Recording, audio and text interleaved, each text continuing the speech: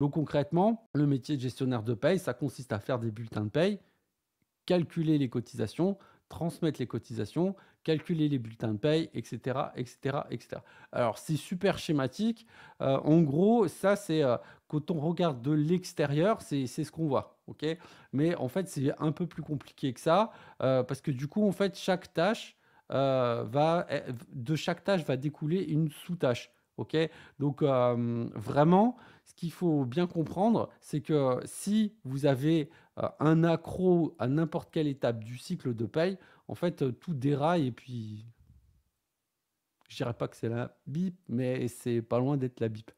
Donc du coup, il faut, au maximum faire ce qu'on appelle fiabiliser la gestion de la paye.